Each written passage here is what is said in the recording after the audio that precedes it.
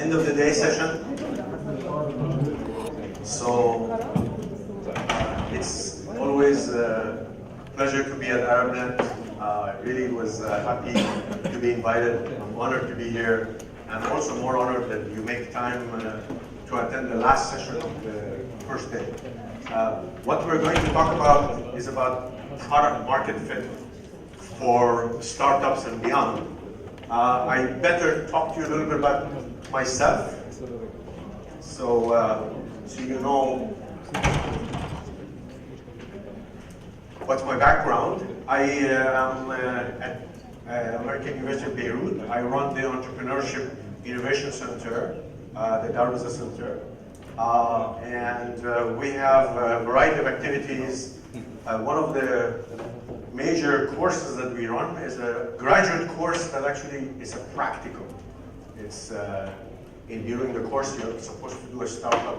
So by any other name, it's an acceleration course. And what I have to talk about is basically some of the things that we do in that course. I'm trying to more or less bring outside to the industry.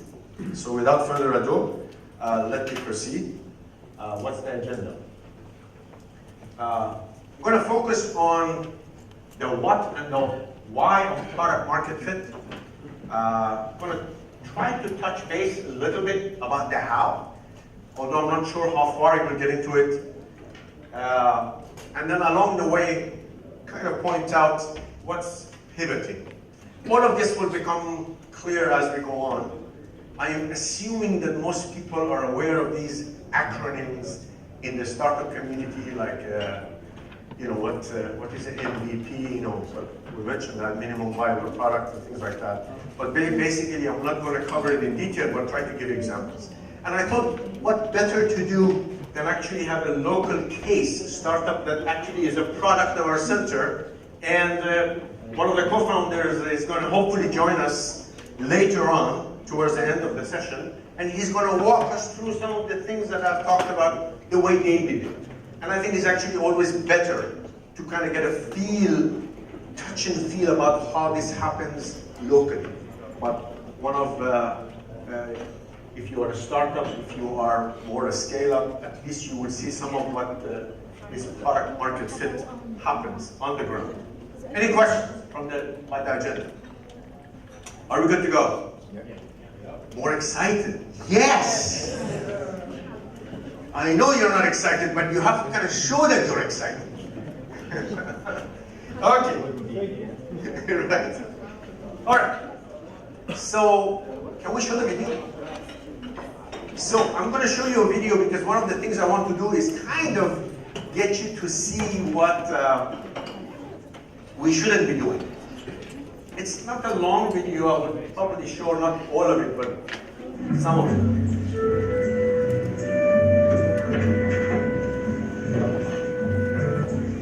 So can we pause it? Okay, great. Yeah. So this is from the movie Founder. Have anybody watched it? Yeah. By McDonald, right? So I'm showing that the first 3-4 minutes at the beginning, and what I want to get you to see is what product market fit is not. This is exactly what it shouldn't be. So I'm going to give you, let's watch it. So that thing, can you stop? Sorry. That thing is a multi-mixer. What does it do? It makes milkshakes, but not one. It makes 6 to 8.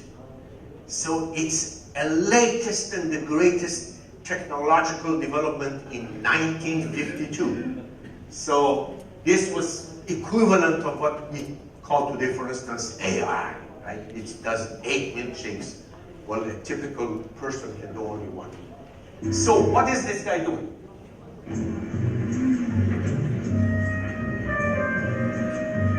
He just visited one of the fast food restaurants, and obviously the person didn't go for it.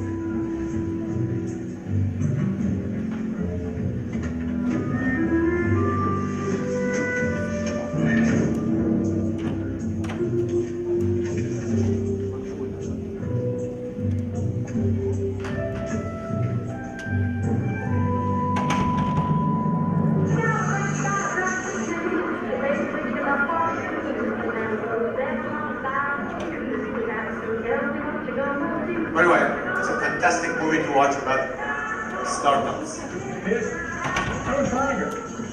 should just be a few more minutes. Said that 20 minutes ago. I'm so sorry, we're really busy today.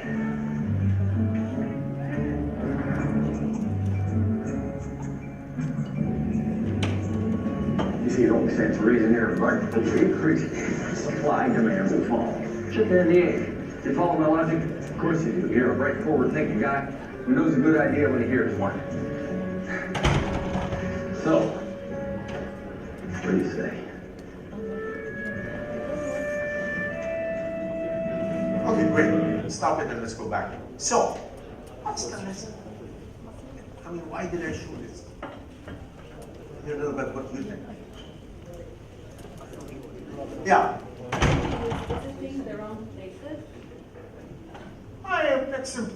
That's an interesting perspective. I think a lot of startups think that their product is fantastic if they just go to the right place, right? So, but I have a much more bleak assessment of what's going on. Yeah. Maybe his frustration inspired him somehow when he was stuck in a problem and felt that he couldn't. Yeah, but that's part of it, the fact that he is stuck doing that. But what else could be going on? Yeah. He's not presenting a solution for a problem that he identified, but rather pushing a product. Thank you. So that's much more accurate and closer to what I have in mind. And I would claim that a lot of the startups, but in general, companies suffer from this syndrome. Their idea of product market fit is I make it, you sell it. Or worse, I just license it. The problem is, before you get to that stage, you need to do some homework. You need to find out if there is a fit with the market. Now, it turns out, in this case, over time, the kind of restaurant, the place, and actually, maybe perhaps not even the product, but a different product would have helped. But that's the whole point. The moral of the story, which hopefully will be highlighted over the next hour and a half, is that the point about the startups is that there is a lot of uncertainty about their products. There is a lot of uncertainty about the market, and there is a lot of uncertainty about their customers. So what is fit? Product market fit is reducing that uncertainty. Now it sounds like, well, you're wasting our time. You're coming here telling us that. Isn't that obvious? Yeah, it is obvious, but it's very hard to do. That's why most startups don't make it, and they fail. So, can we switch back to the presentation? Yeah. So, the first order of business I want to kind of point out and get across is that the perspective that we come in. This morning, I was talking to one startup. I'm active in the ecosystem. I talk to a lot of startups, a lot of companies. Okay. The perspective that they bring to the table is that, Apple made iPhone and then they went and created demand for it. Do you believe that? They went and created demand. It's like there's a magic wand, it says create demand, you buy it. It's like $10 billion. You buy it and you create demand. You do this and it creates demand. I don't think so. I think there is something else that's going on. So the gambling metaphor for entrepreneurship and product market fit is something that I hope you start disbelieving. The gambling metaphor does not work. It's not going to a casino and then gambling and just keep betting until it works. The problem with this approach is that just like the gambler, you probably run out of money faster than anything else. So actually we need a different method. And the point about it is that the statistics tell us good entrepreneurs actually don't do gambling. They do something else. What's that something else? Research? Part of it is research. And in fact, I will have something to share with you by the end of the time, which is about figuring out something about this uncertainty business that I told you. They try to systematically reduce their risks, their downsides, their uncertainty. Systematic. Easier said than done. What do I mean by downside? Let me take you back to somebody you should know. Who's this guy? Virgin founder. Richard Branson, one of the most celebrated entrepreneurs. He's like a rock star. I tell you, he is not a gambler.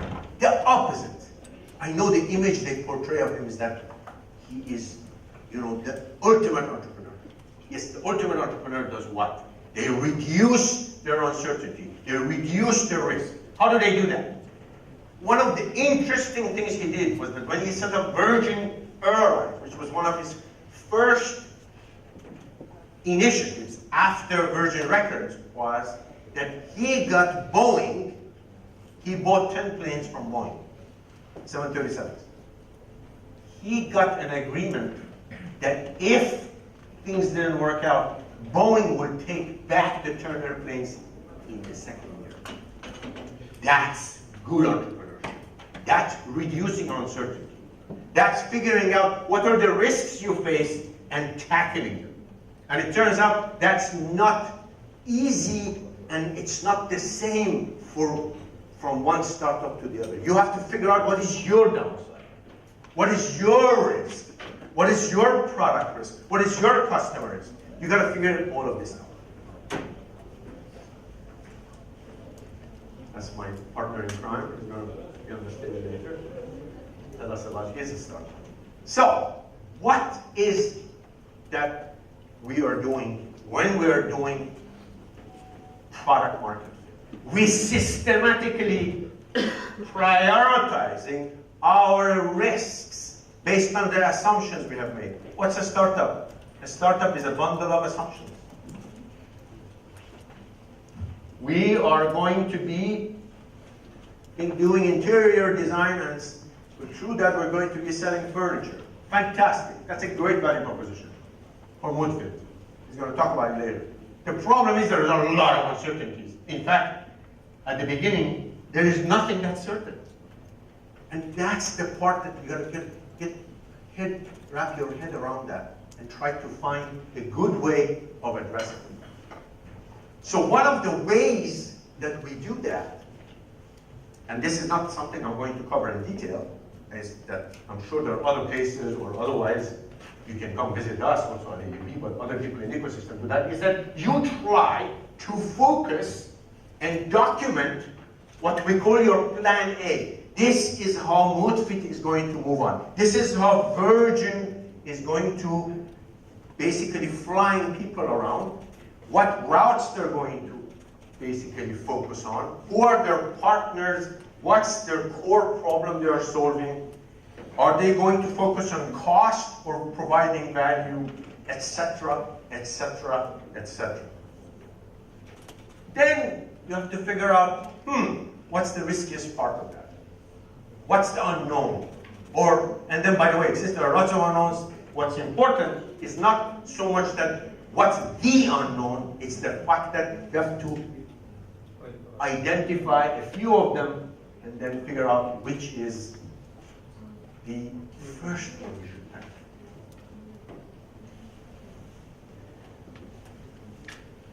I like to think of this, the first time I learned to do this, I always, by the way, every time I do the game of Jenga, it collapses. But my son is pretty good at it. So I kind of got inspired. I look at the process of generating product market fit as kind of playing Jenga. What is Jenga? What do you do? Anybody played it?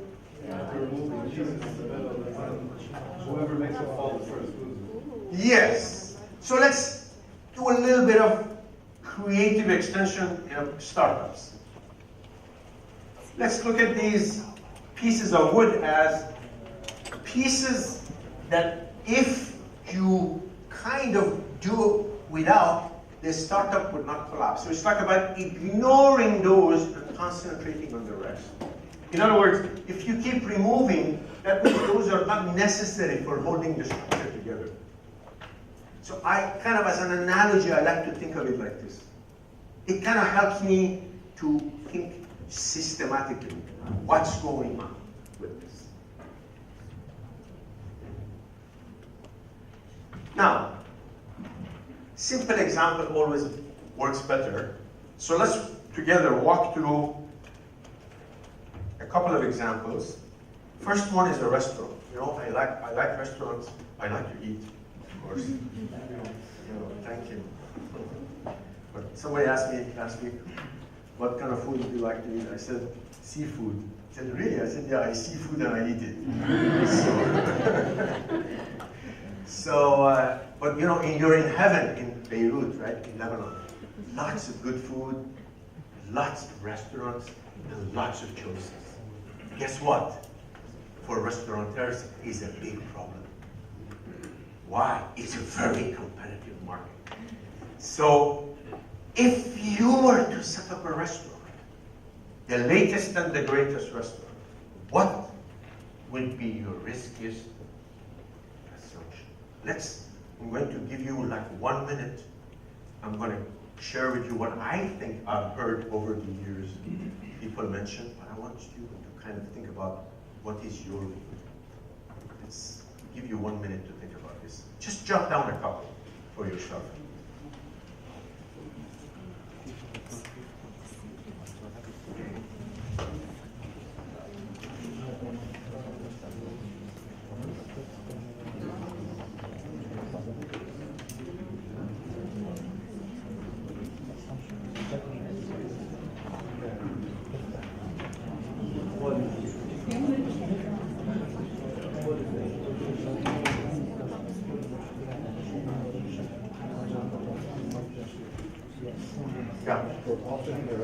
Yeah. Basically, you're a startup.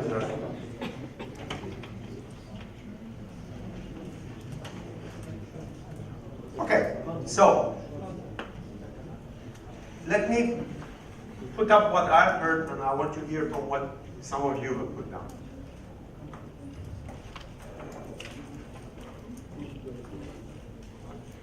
I hear location. Because a lot of people say location matters. Funding. Restaurants are expensive to set up. Ambiance. I want a cool place. I want a classic place. I want a French place. I want an Italian place. I want an authentic experience. One of our students with their startups in the back. Profit. Low profitability is a problem for a lot of restaurants.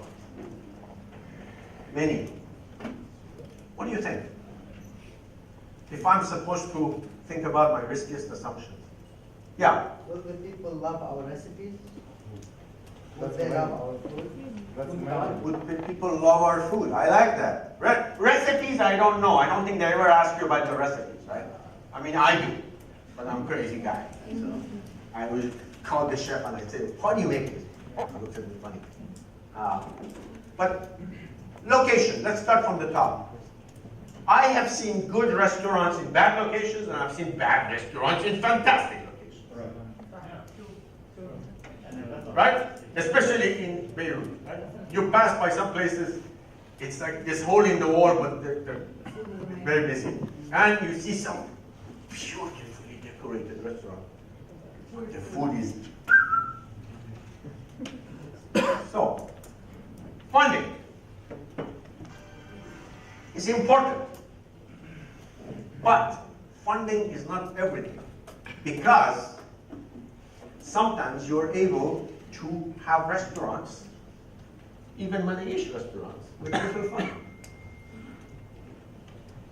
Ambiance. What do you think? You're shaking your head. It doesn't matter for you. Okay. Of course it does. Unless it's a delivery. Yeah. So the problem is it depends. It depends what you're offering, what the place is offering. So it's like actually there is a lot of dependence in terms of profit.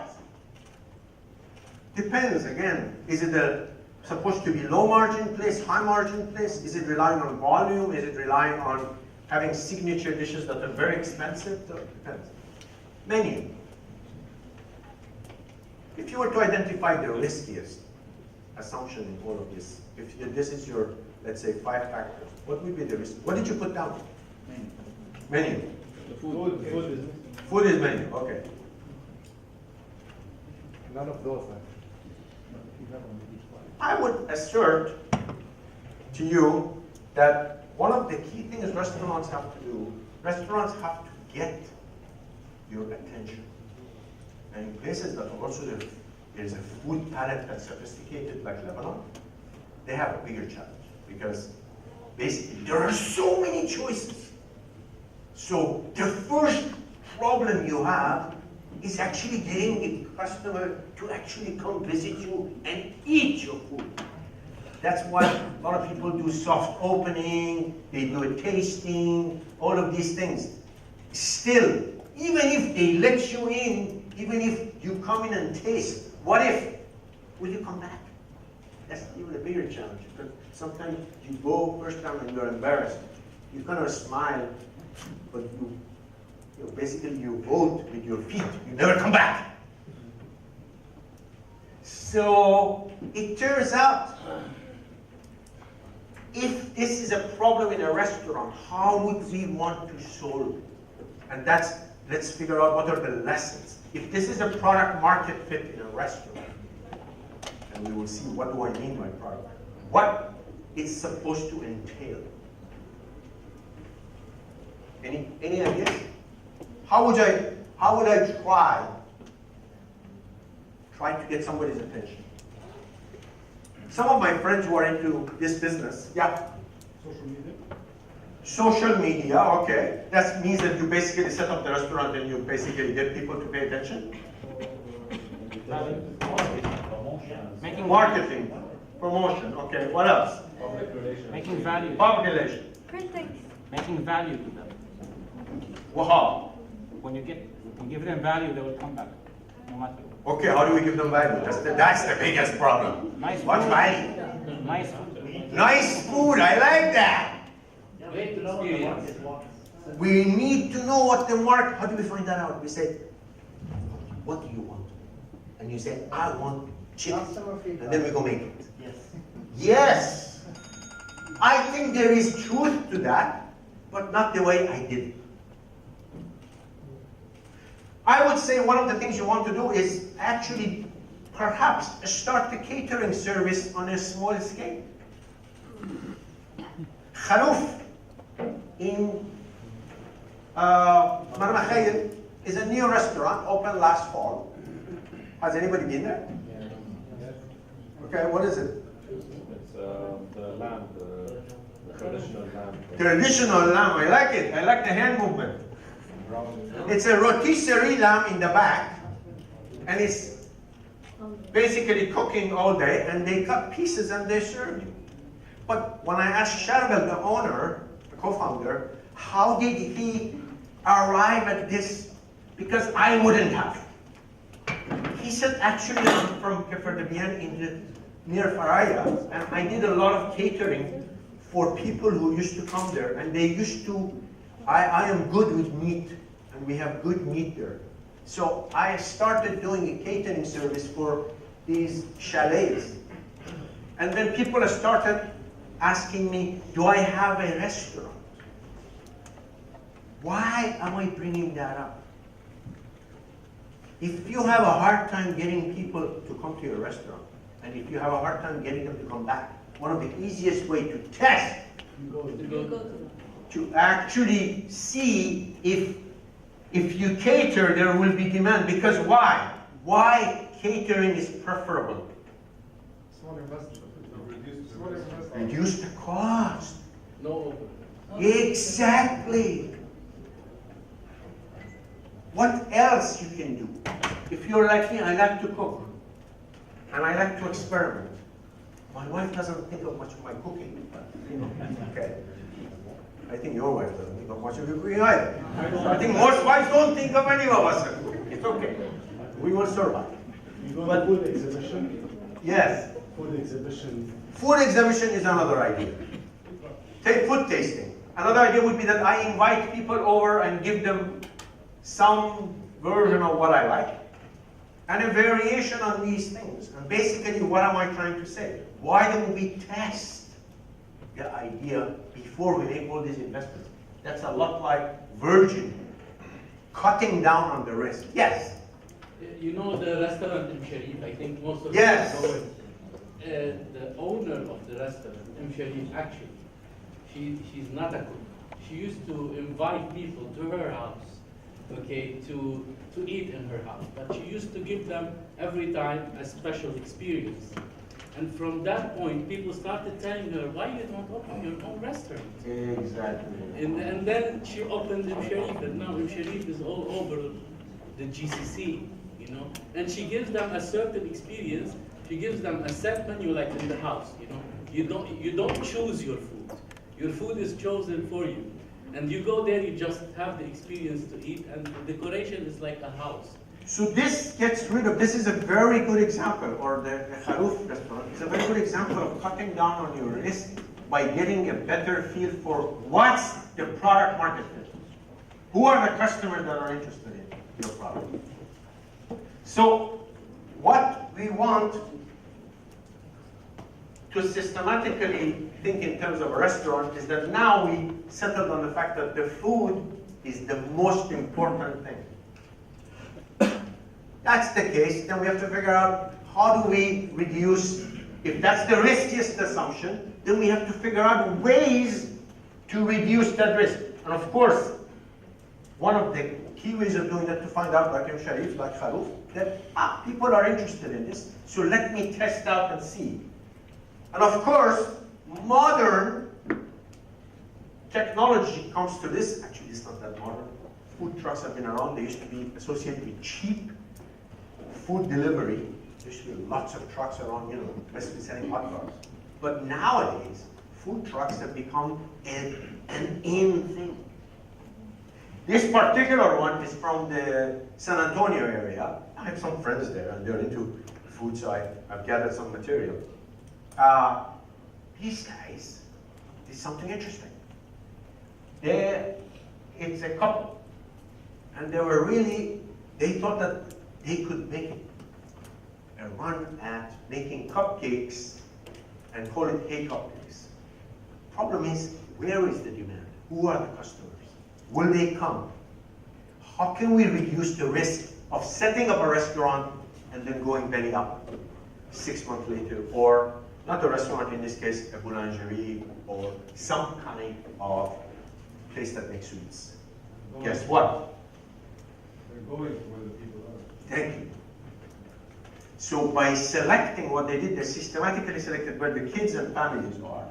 And then they started scoping the place out, started to see where it sells. And after a while, they gathered enough information, and in fact, they went brick and mortar, and they set up 3 very successful in sequence branches for Hey Cupcakes. On purpose, I'm staying away from high tech because the principles apply to high tech and knowledge economy. But what you have to realize is that what are you doing? What is product market fit? Fit is reducing the risk. Will there be enough customers? Will be the market size adequate for me to make money out of it? Because maybe there are customers, but there are very few. And will the product work the way I thought of? Another example, also from San Antonio area. They are very famous for their barbecues and their tacos. It's Tex-Mex over there, right? So these guys come give it a twist. What's the twist? Korean. It's like Asian fusion mixed with barbecue and tacos. Now, you want to set up a restaurant? I wouldn't do that. I would set up a food truck like this, and in the age of mobile payments, you go where people are, and you start testing out what sells, what doesn't sell, which location is successful, and so on. And it turns out That's a very effective way of reducing risk. The fit between the market and the product gets closer. So, midway check. This is not what typical startups do, right? They're not supposed to make a product and go to the market. They're supposed to work on their fit. Next example. I think spending energy is therefore a little bit warm. Next example, barbecue. Again, Texas. Barbecue is very, very, very, very much in demand. These guys go a step lower. They don't do a food truck, they do a food trailer. Where? In a parking lot next to a dilapidated, abandoned gas station. Word gets around, within 2 weeks, people are lining up. It's called Franklin's Barbecue. And of course, with food also, word gets around, you either provide good food or good price or both, or even if it's good food and maybe at high price, the word gets around. It depends on the customers that come. So, the rest is history. In this case, this goes on to be covered by Anthony Bourdain on CNN. You know, this guy is a royalty in terms of chefs and writers. If he covers you, you've made it. Indeed, next thing, this guy wins an award, publishes a book, then Obama goes and eats there, and that's the rest of it is history. So, the lesson out of this, product market fit is about focusing on riskiest assumptions for your startup, and that risk then has to be prioritized and first looked at, and then you move on. So that's the first item. Now, since I've talked about food enough, let's change gears.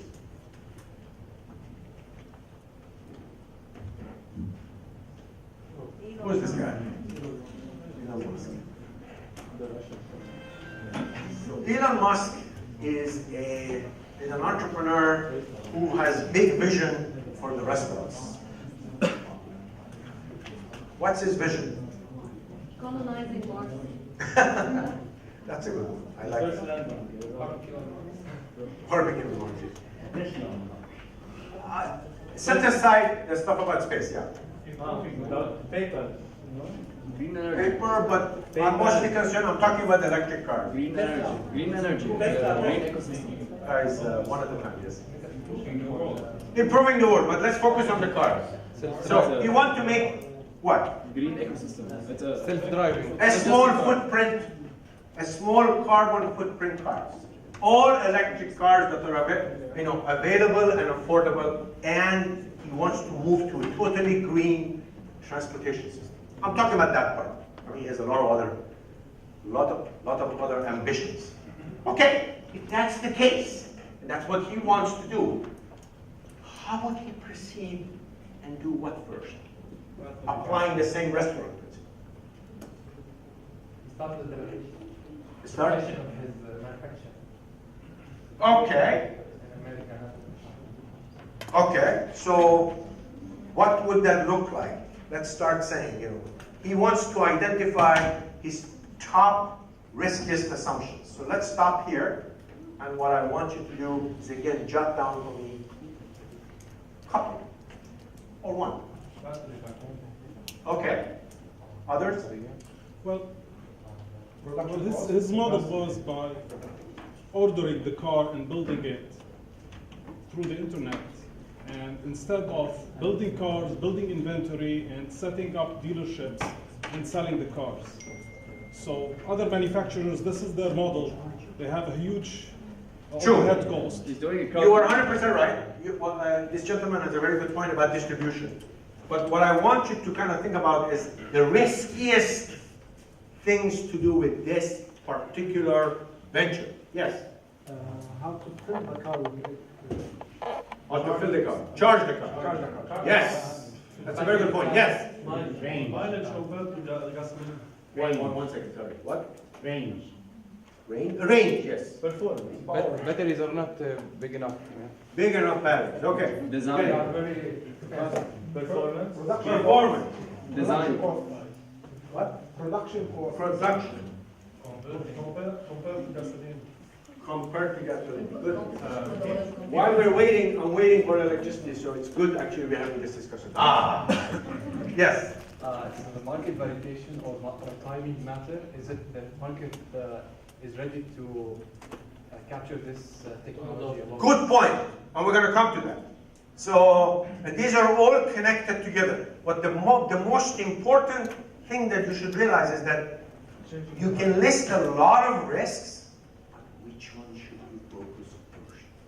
Yeah. Changing the habits of the people. You will be able to do that. Changing the habit of the people. That's a tall order, right? That's not easy. No. So and it's basically, I would counsel most of the startups that if you're going to do a product or a service, you should probably start with something that doesn't require big changes in culture, although in the long run, cultural changes is possible. So let's see. I've heard before, I think you guys mentioned factory, charging stations, profit, price, brand. I don't know, nobody mentioned price, but profit maybe, branding. The factory setup, because making the car is expensive. You believe me? You think making a car is easy? Okay. Somebody had their hand up? Okay, so which one we should focus on? Or not on this list? All of them. All of them. I like it. Portfolio management. All of them. That's the problem with the startups. You can't do all of them. Okay? I promise you, I don't know if anybody works in a startup, it's very difficult to work on more than a couple of problems at a time, and in fact, usually one problem at a time. It's really about getting your customer always. I mean, the riskiest thing is no one to use the product. Thank you. Thank you. I mean, but that's a very generic point. We need to make it specific to your particular startup, your particular company. What does that mean? Yeah, so for the car, if no one buys the car, you don't have the product. Thank you. So let's stop there and let's see. So basically, one of the key things we're working on, and this is what you mentioned, can we get people to switch from an internal combustion engine to an all-electric car? That's our riskiest assumption. Now, what this market had taught us before Mr. Tesla came and took over.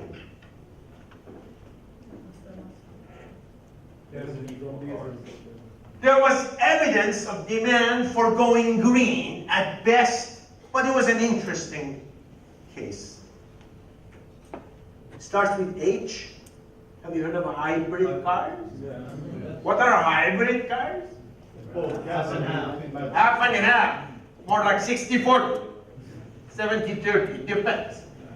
So, what's a hybrid car? It's got an internal combustion engine and an electric motor, and therefore it matches the performance of an internal combustion engine to some extent. So that's your riskiest assumption. But then what is riskiest about this that Mr. Tesla focused on? Performance of the car? Yes. In a way, what kind of performance? At the time, I'm talking about that specific time, Mr. Tesla was looking at this. We could drive a full electric car on a 30-mile range without charging it. After 30 miles, we have to charge it, and towards the end of the time, the car will start having problems, actually would not be performing 100%. So, if you want me to abandon my Toyota, regular Toyota, in favor of a full electric car, you gotta help me there. This is your risk.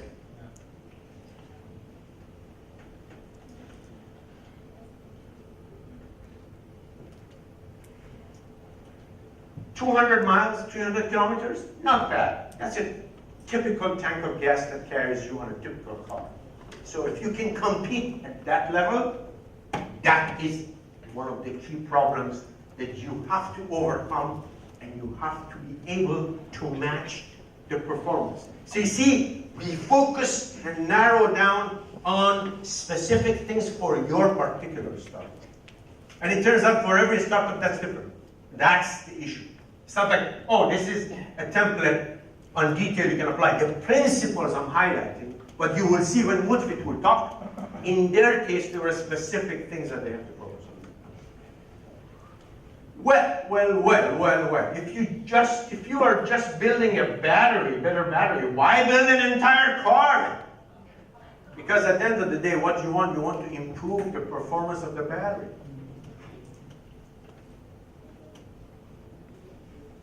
No need to build the whole car.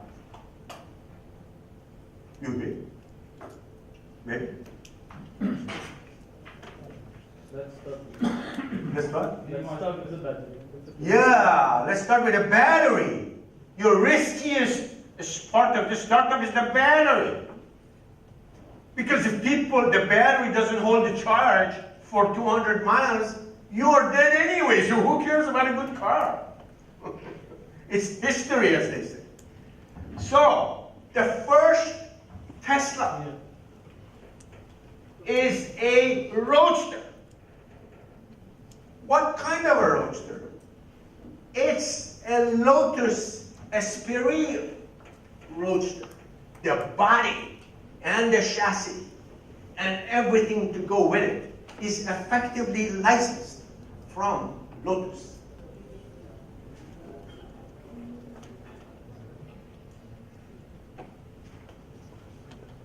Now, what does that say? What do you focus on? Image. A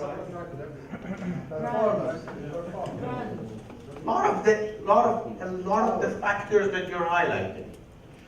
High-end positioning. High-end positioning, yeah. So what I want to get a focus on, get a handle on, is that you need to figure out if this product fits the market. But you can't do that without having customers. Those customers become customers the moment they pay. So therefore, price becomes a key part of this. But it's not just price, it's the product as well. What are you doing with this? You basically are focusing on the battery and basically outsourcing the car, which actually is the opposite, right? Most car manufacturers actually make the chassis and everything else is outsourced. So as a Tesla, you are doing the opposite. You're just focusing on the battery. That's a very smart move to find out if there is product market. Now, what happens? You also focus on a fact that we call a minimum viable product as Wizard of Oz. Wizard of Oz basically approach to minimum viable product is that this is somebody else's product and you basically are selling it, but you're massaging its image and its architecture so that it is regarded as your product, but effectively is somebody else's. Why did they choose this? That's the question you should ask. Why not choose a Volkswagen? Why not Toyota? Why not some other? Audi? Volvo? It's a very nice branding. I want a car to be sold to a customer who basically values the environment. Because those are the people who probably would put their hands in the pocket and shell out the money. Typically, these people, if you're going to sell them something high performance, you expect them to pay. So these are not typical environmentalists, poor environmentalists like me. I'm a university professor. I probably make less than the whole, everybody here, because I'm a professor. So these are not the same kind of customers. These guys are environmentally conscious, kind of well-to-do people. They probably already have 2 cars in the garage. This is a 3rd car for them. What does that say about Lotus body, but what does that say about Tesla? It says that effectively, Tesla decided that tackling making the car and all its components at one time is too risky. Let's focus on one. The battery. Why? Without the battery, no, the whole car won't work. We don't know enough about the battery because that's his vision. Remember, the guy's vision is like this. But don't think again that he went out there, he waved the magic wand. If you read the historical trend about market capitalization of Tesla, there were at times that the market was regarding them as very risky, and in fact they were going to go belly up. Don't look at their capitalization today. It's very, very, very distorting to put yourself in 2018 and look back and say, it was all hunky-dory. It was not. I remember when Tesla was regarded as a cuckoo, a startup. They just don't know what they're doing. The guy is a dreamer. And he is taking all these guys on a ride, on a wild ride. In fact, if you go to his blog in 2017, this is what he revealed. This is his master plan. Build a sports car. Use that money to build an affordable car. Use that money to build an even more affordable car. While doing the above, also provide zero-emission electric power generation option, i.e. the battery. The battery is everything. The battery is everything. Don't tell anyone while you're doing it.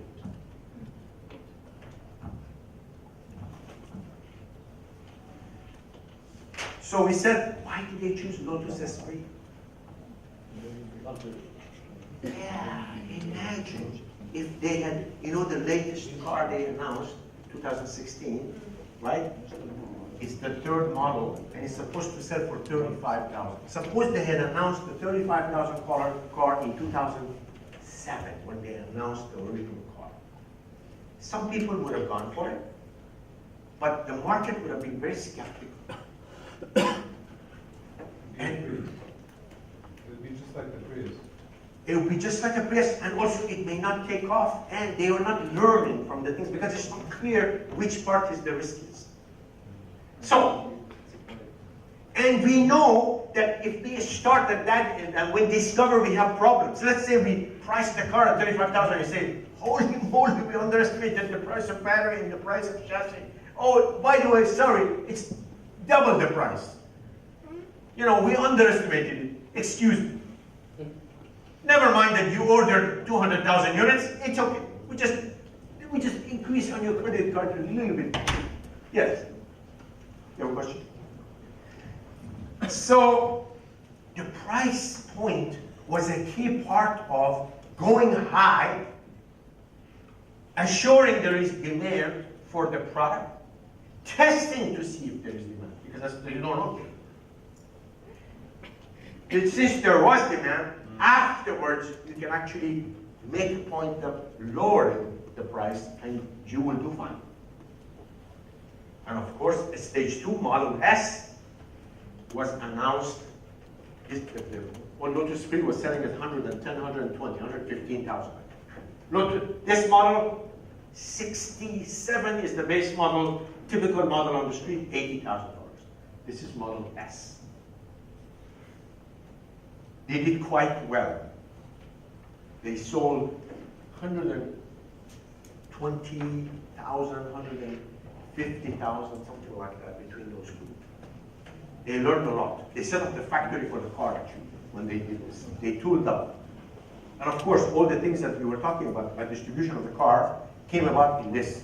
Why? They figured out distribution networks are loaded with a standard approach. And therefore, it's unprofitable for them if they have to give such a large part of the margin to their showrooms and distributors that are traditionally done. So they have to basically have showrooms that are run by them, and then they ship it. That's the way they want to say it. And of course, in a lot of states, that's not allowed. The learning from this is product market fit the smart way. It's a very smart way of establishing product market. You find out that there is demand, you can make the battery now, and you can make it at scale. And the market is starting to notice that you are able to deal with all these issues.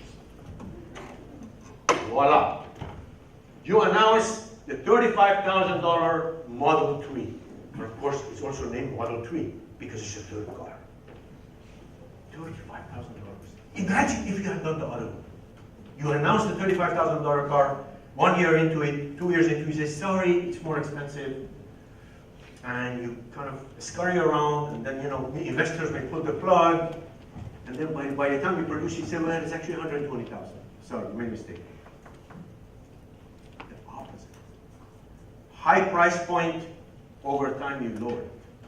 That is clearly going towards an affordable car, but initially, you are not able to do that. The proof is in the pudding. In the first week, 325,000 orders were placed. 2016. Did they make all the orders? Not yet. Not yet. It's the first model is comes out 2018. So, lessons. What are some of the lessons? The key lesson here is product market fit is a learning process. It's reducing the unknowns, reducing them systematically, finding out what counts for you, finding out what are the riskiest assumptions, and systematically addressing them one by one. Now, what I just said, it sounds very easy the way I said it and use the examples. The point is for each startup, it's different. If you are a startup that you're e-commerce one, if you're providing an app, if you're B2B, if you're B2C, all of these things matter and they're different. But what I wanted to dispel, the first and foremost, is that you need to focus on what matters to you, and fit is about getting convergence between the market and yourself. I didn't break this. Any questions before we move on to the next part? Yeah. Yes, I have a question. Do you think that a product can be very successful, but the way we put it in the market might be wrong? And how we introduce it to the people, or how we try to sell it? Yes, I think that's the case, but unfortunately, I would say that there is no difference between the way you put it on the market and what the product is, and I'm going to explain that in a bit. So I read something about Xerox. Yes. I don't know if you're familiar with it. When they built the first machine. Yes. The first machines, it was a very expensive machine. Correct. And then they tried to sell it to people. Correct. Then people wouldn't buy it. Correct. And they said that we will put it in your office and then you will pay as much as you use it. And then people started using it, they were paying too much, and then we ended up, they developed other machine that has lesser cost and then started selling it, and Xerox went on. They minimize the cost too.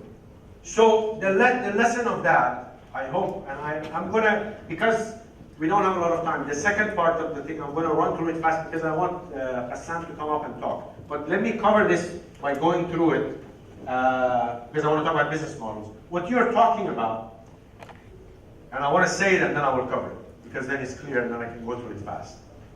A startup is not about a solution that you have. The startup is about the business model of the startup. Since the business model is not stable, is not workable, a lot like the business model of Tesla. Business model of Tesla when it started, at the beginning, is about making sure the battery can be produced efficiently. If they can produce the battery, they move to the car. And the selling the car becomes a different question. And therefore, Xerox, along with a lot of other people, arrived at this business model where the revenue model of the service or product may not be a sale, a la what we are used to. A lease arrangement could very well work. And in fact, you see a lot of software as a service that offered on the internet and otherwise works like that. You know, I would rather pay $25 this month and then they hook me By the way, I subscribe to a lot of software as a service, and I like it because I know I only pay what I have to. And that's a very smart way of doing what they do.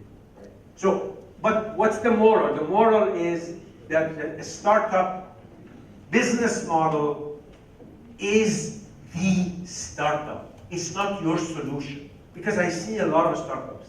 Mutfit, who's example, he's going to talk about this. Yeah. They think that they're providing interior design. They don't. Actually, they're providing a lot of other things, and it's the business model that has to work. And if the business model doesn't work, the solutions will work. So solutions, startup model, business model, the revenue model, the distribution channel, their partners, their cost structure, these are all one bundle. So let me just highlight a couple of things. What I want to say, I'm not going to dwell on this because we don't have a lot of time, but I want to say, I focus on the what. Now I'm going to tell you a little bit about the how. The how is basically the essence of the lean method, lean startup methodology, is that it brings the scientific mind and scientific process and scientific method to startups. And you say, but you just told us it's very uncertain. Exactly. The essence of science is dealing with uncertainty. You run an experiment and you have no idea if the results will be okay or not. But you run the experiment anyway, and you find out what works. So effectively, the startup is an experiment. That's the backdrop to the product market fit. You have to understand, you are finding the fit. You don't know the fit. That's what I was saying. Apple did not go out there and create demand. Apple put out iPhone. It had the basically touch screen. It had pinch and zoom. And it had a bunch of apps for the first time. And they were not made by Apple, which is very unusual. Apple had never done that before. Everything inside Apple was made by Apple, or they acquire a company. And this is the first time they go outside and they say, you can have an app that works on our platform. They put that out. A lot of things are quirky. I don't know if you ever owned the first version of iPhone. It was crap. But they tested and they started getting traction. They started finding out what are their risks. And they focused on the risks and they systematically went about eliminating. So the idea about experiment is that it's very much driven by product development method, ideas, products, data. You have ideas, you make them into products, and then you generate data. How do you do that? You build, you measure, and then you learn. So this virtuous cycle is what we focus on. The thing about what you asked about the Xerox is that it turns out you're testing a lot of things. You're not testing only one thing. You're testing the marketing campaign. You're testing your sales process. You're testing whether these features work or not. And you're learning about the customer. He's going to talk about the customer and what learning they have done about the customer. The other thing that's very distinct about the lean method and the experimental approach to generating product market fit is the speed. Traditional market, basically product market research is that you have a couple of years to do this. In a lean method, a year basically means 20, 30 experiments. So the point that also is important is that because of discipline, you want to focus on generating and eliminating your riskiest assumptions. So, simply running experiments is not enough. You need to have a good approach because garbage in, garbage out. So what do you need to do? You need to have a solid approach. How do you do that? You basically do what scientists do. They have models. Model is how reality works. That's a model. Guess what? The business model canvas is a model of a startup. If this is my product, if this is my customer, if this is my price, if this is my cost, if these are my channels, And these are my advantages. How would I make money, or will I make money? Okay, we go out and test and we find out, there is no customer for this version of the product. We need to change it. So effectively, first and foremost, we need to focus on building the models and then testing. What's the process? You produce a guess, you make its consequences known, and then you compare, and then you pivot. That's the second part of the title of this session. Pivot. Pivot means the business model you started with probably has things wrong with it. It didn't work. By the way, Tesla made a lot of mistakes like that they found out, and they retired those models. So, again, something else that the startups are not good at, if that they keep ignoring the wrong results that they notice. In fact, the wrong results are what you take as gold. That's the truth. If the customer is not interested, you need to change the business model, the product, the solution, the customer, the market, everything. So, this is the process. You document your plan A, you start identifying riskiest parts, you systematically test by doing primary market research. And this is where I want to go back to what was mentioned at the beginning. I think somebody in the front row said, what do? You research. Yes, but primary customer research. Primary customer research is you go ask them, you sit with them, you find out what works, what doesn't work.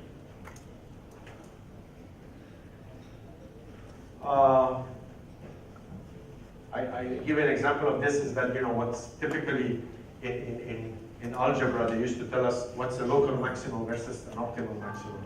And I think I always give an example that when you are a startup, you have blinders on.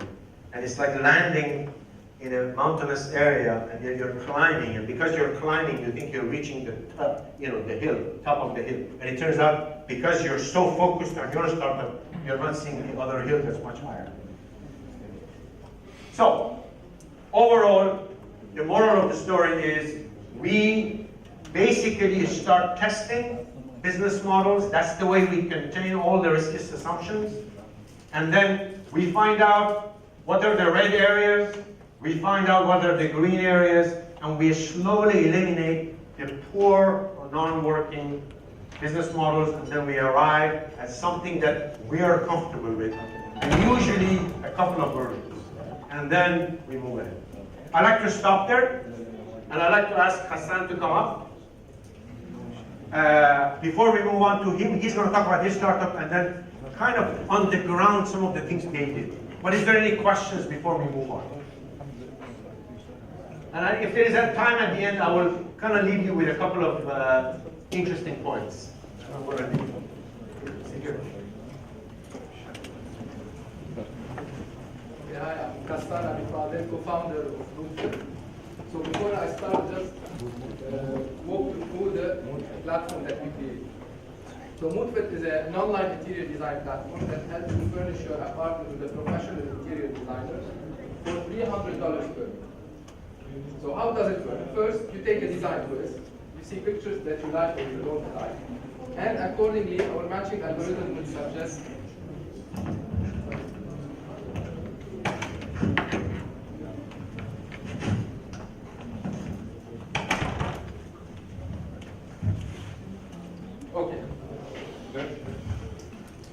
So how does it work? First, you take a design quiz, pictures that you like or you don't like. Accordingly, we match you with 3 interior designers. You can check their portfolio and then you select your favorite design. Then you upload pictures of the space, you specify dimensions, budget, and you start the design process. For 2 weeks, you will interact with your designer on the platform. You tell them what you like, what you don't like. At the end of the process, you get a floor plan and a furniture shopping list telling you where you can get each item and what discount you will get if you buy the items through the platform. All the items will be delivered to your place. So, nice idea. Okay, how did we get to this point? What's the reason of existence of Moat? So, how did it start? Actually, it started at Dr. Bijan's office. We had this big, crazy, that we saw smart idea, a solution. We thought that we will gather the furniture of the whole world, put it in 3D, and make it available for customers, And they will simply pick and drop these items and create their own spaces. And then they will ask us to buy the items for them and just deliver to their place. And the simple question that Dr. Bijan asked, what is your problem? What's the problem you are trying to solve? And actually we were fumbling and we couldn't give an answer to this simple question. We had a solution for a problem that we didn't understand. So we had to start from step one. Step one was we had to do the market validation. We went to the customers. I actually went to Beirut and started discovering how people are furnishing their apartments. Asking them questions. It wasn't that easy, I can tell you. This was very weird. Somebody buying with his wife, sheets for the bath, and hello, I want to ask you a couple of questions. But actually, it's easier than you think. If you added the tag, maybe they would thought you worked here. You can see the salespeople looking at you and asking what is this person, this crazy person doing in the place. But it's not that hard. It's actually easier than what you would think. And people like to talk and share their experiences, which was a discovery for me. And so what we discovered is that people don't have enough time because most of the people would finish at 5 their work and cannot go buy furniture for their house. And they struggle to find the right combination of items. They're not designers. And they cannot pay for an interior designer. They think that interior design is a luxury service that is quite expensive. So they decide to do it themselves. Now we had a clear idea about the problem. People don't have enough time and skills to do their own interior design or their furnishing, decoration for their house. And they cannot pay for interior designers because interior design is expensive. So we had this hypothesis, this idea that we needed to validate. We said, okay, in order to reduce the cost, first we reduce the scope. We will limit our service to furniture and decoration. We select the furniture and only the decoration items for the customer who is just moving to a rented apartment, new apartment, won't do a lot of changes. Okay, fine. Second assumption, we will move the interaction between the interior designers and the customers to online. So the interior designer won't waste time going to the customer's site, and also the customer would be flexible with his time. And we had our first MVP, minimum viable product, which was simply a Facebook page. And we did the design on Facebook Messenger. Our first suppliers or designers, service providers, were a couple of interior designers' friends. And our first customer was someone in the class who thought we are the design experts, which was fine for us. So they did the design on the Messenger. The designers, we thought that we will do some kind of competition. So the 3 designers would give their initial designs for the client, and the client would select his favorite design. Then the favorite designer, the selected designer, would carry on with the process and do the selection of furniture and build the furniture shopping list for it. It worked, which was fine. We validated that we can do it online and that we can limit the scope, and we can do it for $300 per room, which is 1/10 the traditional price. $300 per room. Room. Yeah. And if you ask me how we got this magic number, when we were creating the platform, we looked around to see if there are other startups. And there was a startup in the States that was starting to offer the same service at $300. So we said, okay, let's just take this. Let's start. So it's very magical. We had to test somewhere to try something from a certain point, and then we changed. It was a safe option. If we could do it, they could do it at $300 in the States. So for the region, it should be a good starting point. So we start high and then we go down, if we can. So we did it, and it worked. We thought, okay, we hit the jackpot from the first shot. Wow, amazing. First project, second project, third project, 10 projects, and we started losing the designers. we found out that designers in general have very high ego. So when they lose a project, they don't like it. Second project, they might test for a third project. If they test for the third project, they will drop out, and they don't get it, they will drop out the class automatically. So we were losing the chefs in the restaurant, not the customers. We still had a few customers, so that was a big problem for us. So we said, okay, let's test another hypothesis. And by that time, we had won the Darwazah competition. We had $15,000 with us, and another $15,000 from ISME Kafalat. We thought, okay, we have 30,000 purchases. We had enough learning, and we can create our first website. $30,000. We spent all the money on creating this perfect website. On this website, the client would match with 3 interior designers, and then he would select one based on the profile. So we had eliminated the problem of the designer's ego. And once the day one came and we launched the platform, we were expecting the registrations to rise by like 10-fold. We actually saw the registrations drop, which was okay. A hit, the first hit we got. And we had to do something. We had spent all the money that we got from the competitions on a product that was not working as good as a Facebook Messenger app that was available. We had to look on the flow of the clients in the system. We looked on why aren't we getting these registrations. We did some simple tweaks on the platform, and we were able to get again the registrations going up. And we started looking at other projects, at other problems in the platform. So as Dr. Bijan was saying, it's not one aspect in the platform. Now we are suffering with the suppliers, which is a main component of our business model, because the suppliers need to give us reliable data about their furniture and reliable prices about their furniture, so that the availability of the we had a project in Dubai. We gave them a list of items for the clients to buy, and then when the client was buying the items, he found out that some items were not available anymore. So now we're suffering with the suppliers, but we're figuring out a solution there. But if we go to the initial thinking in the process, we had anchored ourselves or our startup on the problem that you are trying to solve. So this is the anchor. This is the problem that we validated and that is clear for us. And then we're starting to pivot in different directions, exploring different options for the solution. We solve one issue, then we get another issue.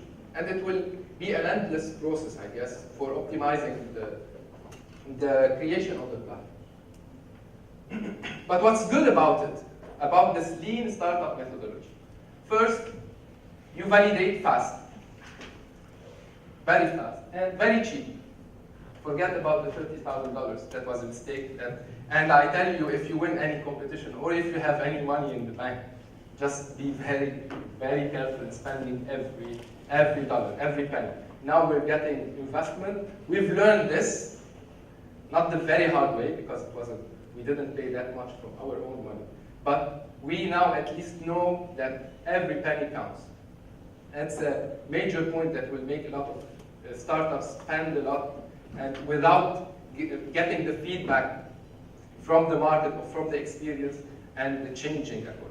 So we learned how to validate fast and cheap. We were able to understand the dynamics in the process because we are exploring a new way of doing interior design. There's no book that we can follow and we say, okay, the traditional interior design goes step 1, step 2, step 3. We are discovering how we can do these steps. So when you do it yourself, when you go talk to the customer, when you go deliver the furniture from the HV to the customer, you understand all the little problems that you can face in the process. And a major point that is very important is that you do not create a perfect product and then that you think is perfect, and then you push it in the market. You would start seeing the market pulling you. Now we delivered a project in Dubai. She wanted us to deliver the items in 10 days. It was for us a crazy request from the client. But we figured it out. The next project, we were able to deliver at least the main items in this, in 10 days, in less than 2 weeks. Another issue, for example, one client wanted all the items to be delivered on the same day. My first answer for her, no, come on, and we have different suppliers, they have their own schedules. We cannot, if you want us to gather all the items and then deliver them to your place, it will be very complicated. It cannot happen. But then we took a step back, and now we're delivering all the items for a client who's coming from KSA to Lebanon for 2 days, and he wants all the items delivered on Thursday. And we didn't spend more money. It's just we did some coordination with the suppliers. So when the client pulls you with his requests, you are able to know how to create the product that fits their need. And the fourth point, very important point, is we are able to keep the focus. When you are doing a startup and you are hearing a lot of feedback, a lot of people telling you what to do and where to go, in which direction, you are tempted to try different approaches or to try different products.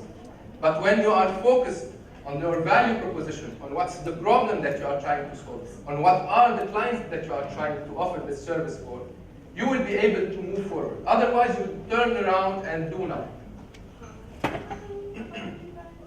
So that's the experience so far. I hope it was a good feedback for you.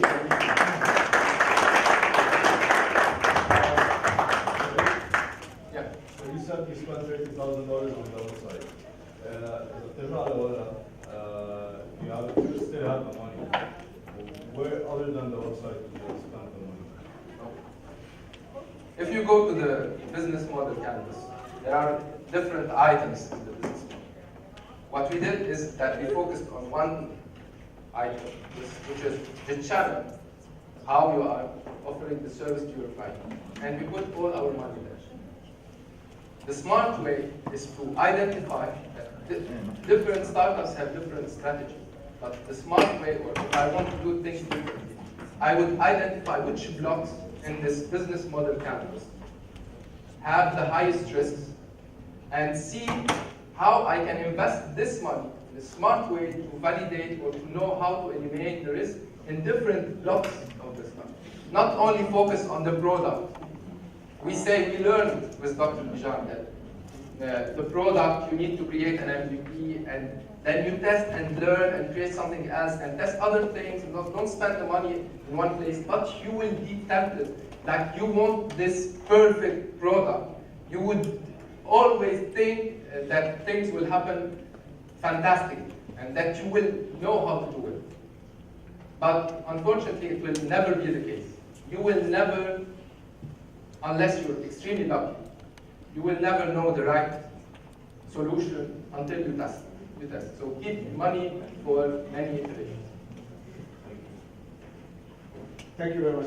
So basically what I want to leave with the thought is that the whole thing about product market fit is get away from brute forcing solutions. And what Hassan very beautifully illustrated there is that basically you are in a much better position to focusing on the things that count. In this case, they found out what counts. Of course, trial and error. And of course, I would say still they got more or less away with it. $30,000 is not a lot of money. If they could have spent a lot more and gotten much less. So don't brute force. Brute force means what? Brute force for me is like starting with a key in your hand and then start looking for the doors that opens. That's a very poor way of doing, the key. I would say you should find doors that are worth looking at and worth tackling. And if they are, then you have a chance of succeeding. The process of doing this is called product market fit, which means product market fit is not one thing that you will go and discover, is you evolve towards it. And if anything, these famous cases I've illustrated, is that the good entrepreneurs do that. But the myth out there is that they knew all along what they were doing. They had a vision, they tested, they found out what works, they refined, they moved forward. It sounds trivial, it is not. But the process is not rocket science, but it requires hard work. Thank you very much. Thank you.